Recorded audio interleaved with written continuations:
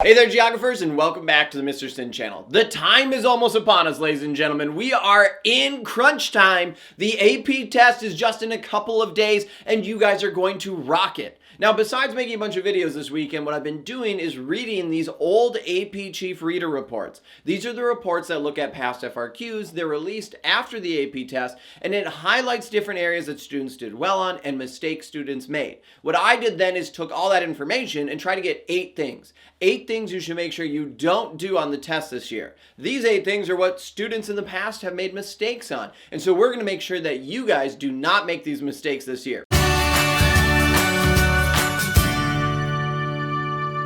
One theme I noticed while looking through the different Chief Reader reports is multiple years students made the same mistake. They did not read the map correctly, or they read the map but they didn't even connect their answer back to the data that was given to them. So make sure when you get the test this year, you don't go right to the question. You look at the map, make sure you understand what it is saying, look at the data, what is being presented to you, then go down, read that statement, make sure you understand all aspects of the question, and then you go and answer the question. So don't make that mistake. Number 2, don't focus on just one topic or one concept. Read that question carefully. One thing that came up in the report was that students would focus on just one aspect of their knowledge. So a question that was asking to compare and contrast the developing world and the developed, well, they would just talk about the developed world and they wouldn't talk about the developing. So make sure you're reading these questions carefully. If the question is asking you to talk about 2 different items, make sure you talk about them. Make sure you show the full range of your knowledge, because geographers, you have a lot more knowledge than you know. So make sure your reader who's reading that test understands that as well. You guys can do this. Number 3, do not answer an explain question as a define, an identify, or describe question. Remember, you should have a because in your explain question. You're trying to use your evidence, your logic, your reasoning. You are showing why things happened, why relationships are occurring, why we have certain processes. You need to provide details for explain questions.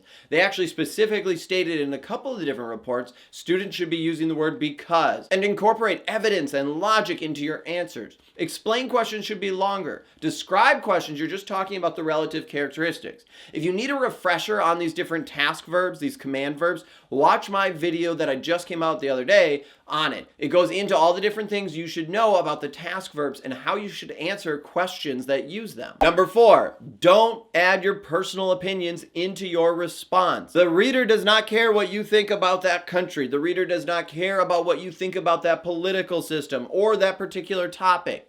You need to make sure you're just answering the question. You can't get your personal opinions in the answer. That's not what they are looking for. Number 5, don't skim the question. Now that might seem obvious, but one thing that the readers had noticed was that students were not reading questions carefully and they were missing key words that would direct them to their answers. So students weren't even fully answering certain questions because they would skim through the question and they weren't understanding exactly what's being asked of them. So make sure you read the question. Then reread the question. Write down any little tidbits that stick out to you. Is it asking something about a political concept, an economic concept, a social one? What is it asking you? Read the question and reread it.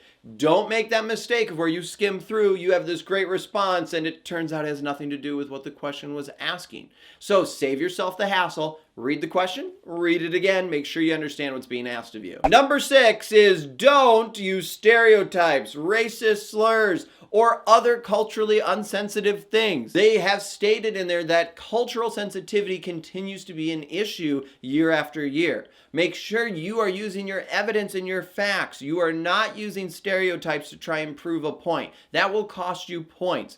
Do not put down stereotypical things. For example, one of the years, some students put down that the reason why women aren't working is because they're not strong enough to work. That's not true. Make sure you're focusing on what you have learned. Don't bring your opinions into things. Don't bring stereotypes, anything racist. Make sure you are not practicing ethnocentrism when you're writing your responses. Remember, all cultures around the world are different, and you have to look through their perspective. The goal of this course is to be able to show how society interacts, how they work together, these processes, how different places connect. Tip number 7 is don't try to write a paragraph for every single response. Only answer what the question is asking. For example, if it asks for 2 different obstacles, just provide 2 obstacles, then move on to the next part of the question.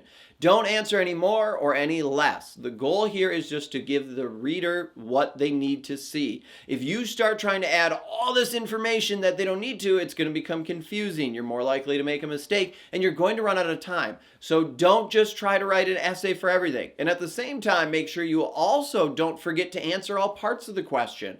If it asks for those 2 things, you got to give them 2. So make sure you're focusing on exactly what that question states. And number 8 is avoid generalities.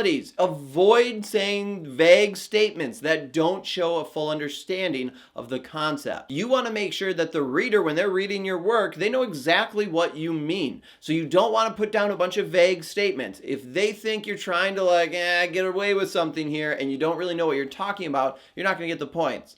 Also, make sure you avoid using things like always and never or any absolute statements. Most of the time, if you're using those absolute statements, it actually makes your statements wrong because it's rare that every single time this is going to happen or it'll never ever happen. So avoid using those statements as well. Now, those are the 8 things that you should avoid on this year's test. But none of you are going to make those mistakes because you are awesome, fantastic, fabulous students who have been working their tails off studying for this test. So make sure you have confidence this year. You guys got this. Remember, it's just a test. If you need more help, by the way, check out some of the videos on the channel. I've got a ton right now. Or the Ultimate Review Packet, link in the description below. But thank you so much for all the support, for watching the video. You've got this, geographers. I'm Mr. Sin. Until next time, I'll see you online.